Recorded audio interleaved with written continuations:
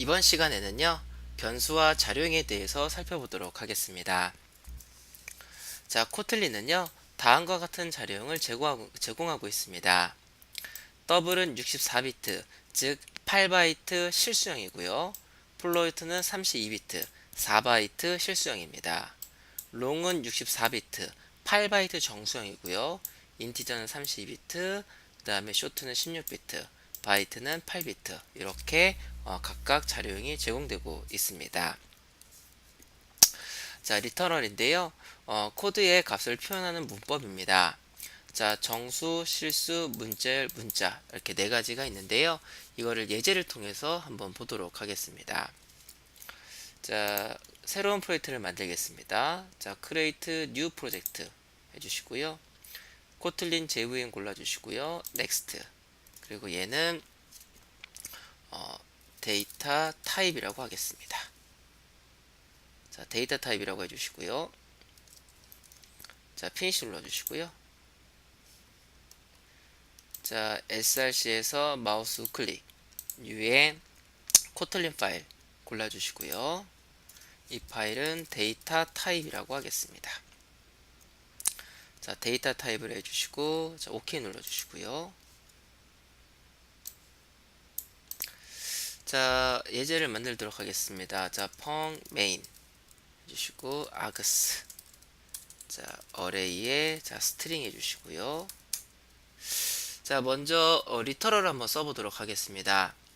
자, println 자, 정수 리터럴인데요. 정수 리터럴은 100 이런 식으로 적어주시면 됩니다. 그래서 실행해 주시면은요.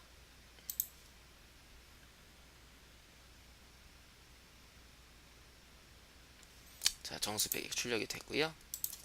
다음에 println 자, 정수인데요. 얘는 롱입니다. 자, 정수형 자료형은 21억 4,748만 약 21억까지 표현이 가능한데요. 뭐 100억이라든가 200억이라든가 이런 숫자를 쓰겠다고 한다면 뒤에다가 자, L을 붙여주시면요. 롱 타입이 됩니다. 그래서 굉장히 큰 숫자를 표현할 수가 있습니다. 자, 실행해 주시면은 자, 이렇게 똑같이 출력이 되죠. 다음에 실수는요. 자, 실수. 자, 얘는 더블형입니다. 55.55 작성해 주시고 실행해 주시면 자, 이렇게 출력되는 거 보일 수가 있으시고요. 그 다음에 프린트 실수. 얘는 플로트형입니다. 자, 플로트형은요. 뒤에다가 F 붙여주시면 됩니다. 메모리 기억 공간을 좀 절약할 수가 있습니다. 자, 실행해 주시면 이렇게 똑같이 출력되는 걸 보실 수가 있으십니다. 자, 특히 근데 코틀린은 세 자리마다 언더바를 쓰는 것을 허용을 합니다. 자, 굉장히 많은 숫자일 경우에 한눈에 그 숫자 값이 얼마인지 좀 보기가 힘들죠. 그래서 세 자리마다 언더바를 쓰는 걸 허용을 하는데요. 우리가 일상생활에서 숫자에 세 자리마다 쉼표 찍는 거 그거랑 동일한 거라고 보시면 되시겠습니다. 프린트LN 1, 10, 100, 1000만, 10만, 100만, 1000만, 1억, 10억. 자, 이렇게 나는데요. 이게 제가 10억을 적었는데 한눈에 10억이라는 게 눈에 잘 안 들어옵니다. 자, 그런데 1 언더바 1, 10, 100, 1000, 만, 10만, 100만, 1000만, 1억, 10억 이렇게 해주시고 실행해 주시면은요. 똑같이 10억 값이 출력되는 걸 보실 수가 있으십니다. 자, 이렇게 적어주는 것보다는 이렇게 작성하는 게 숫자의 가독성을 높일 수가 있겠죠. 이거는 문자열 같은 게 아니고요. 정수입니다. 정수. 이렇게 정수 값을 이렇게 세 자리마다 언더바를 작성해서 가독성을 높일 수 있게끔 숫자를 작성하실 수가 있으십니다. 자, 다음에 문자열은요. 자, 문자열입니다. 이렇게 작성해 주시면은 그냥 문자열이 되겠고요. 자, 이렇게 문자열이 되겠고요. 그 다음에 글자 하나는요. 작은 따옴표로 찍어주시면 됩니다. 실행해 주시면은 이렇게 출력이 되고요. 자, 다음 이어서 보도록 하겠습니다. 자, 다음은 변수입니다. 자, 코틀린에서는요, 변수를 선언할 때 바라는 키워드를 사용을 합니다. 바 변수명 값 이렇게 작성해 주시면 되시는데요. 자, 변수를 선언할 때 자료형을 설정하지 않으면 최초에 넣어주는 값에 따라서 자료형이 자동으로 결정됩니다. 자바스크립트 같은 경우에는 변수를 선언해 주시면 처음에 정수를 넣었다가 문자를 넣었다가 실수를 넣었다가 이렇게 하는 걸까 이렇게 하는 게 가능하죠. 근데 코틀린은 그렇게 되는 것은 아닙니다.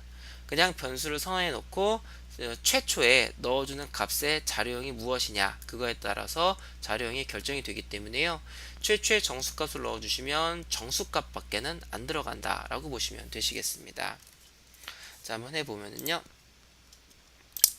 자, 바 A1 해주시고 100을 넣어주시면 이 A1이라는 변수는 정수형 변수가 됩니다.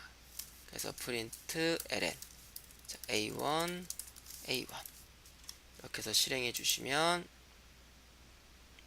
변수 A1에 들어가는 값을 출력하기 때문에 100이 나오게 됩니다. 그래서 만약에 지금 정수값 넣었죠? 여기 실수값을 넣게 되면은요 오류가 발생합니다. 변수 A1에 100을 넣었기 때문에 얘는 정수형 변수가 됐는데요. 실수값을 넣었기 때문에 오류가 발생을 하게 됩니다. 그래서 최초에 어떤 값을 넣느냐에 따라서 자료형이 결정이 되지만요. 자료형이 결정이 되지만 한번 자료형이 결정된 자료형은 그 위에 변경되지가 않습니다. 이렇게 안녕하세요 넣어주시면 얘는 문자열 변수가 되겠습니다. 주시고 실행해 주시면 자, 이렇게 안녕하세요가 출력되는 거 보실 수가 있으십니다. 자, 이번에는 타입을 결정해 주는 건데요. 변수를 선언할 때 타입을 결정해 주시면 자료형을 설정하게 되면 변수의 자료형에 해당하는 값만 넣을 수가 있습니다. 그래서 보시면은요. 자바 A3 자, 인티저 해주시고요. 얘를 100이라고 넣겠습니다. 이렇게 해주시고 실행해 주시면은 이렇게 100이 나옵니다. 자, 그런데요. A4 스트링 100 이렇게 넣어주시면 오류가 발생합니다. 자, 문자형 자료형으로 선언을 했는데 100을 넣었기 때문에 오류가 발생을 하게 된 겁니다. 자, 주석 처리하도록 하겠고요. 자, 다음에는 발 키워드에 대해서 보도록 하겠습니다. 자, 발은 변수를 선언하는데요. 발은 상수를 선언하는 거다라고 생각해 주시면 됩니다. 자, 발로 선언한 변수는 읽기 전형이 되고요. 변수를 선언할 때 값을 설정하고 이후에는 설정할 수가 없습니다.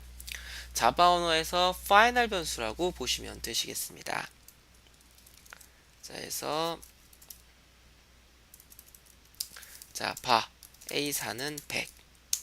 자, 프린트 ln 자, A4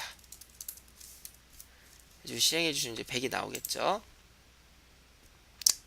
100이 나옵니다. 자, A4 변수는 바라는 키워드로 선언했기 때문에 이후에 얼마든지 새로운 값을 세팅할 수가 있습니다. 자, 아무 문제가 없고 실행해 주시면은 A4는 200이라고 출력이 됩니다. 자, 그런데 자, 발이라는 키워드를 이용을 해서 변수를 선언해 주시고요. 자, 변수 값을 가지고 나오는 건 똑같습니다. 실행해 주시면은 잘 출력이 되죠. 자, 그런데 값을 새로 집어넣으려고 하면 오류가 발생을 하게 됩니다. 그래서 발이라는 키워드를 쓰시면은 읽기 전형 변수, 즉 자바에서의 파이널 변수다 라고 생각해 주시면 되시겠습니다. 자, 코틀링의 자료형과 변수에 대해서 살펴봤는데요. 여러분들이 발하는 키워드를 통해서 변수를 선언해 주시면 되시겠습니다. 자, 코틀린의 변수와 자료형은 여기까지 살펴보도록 하겠습니다.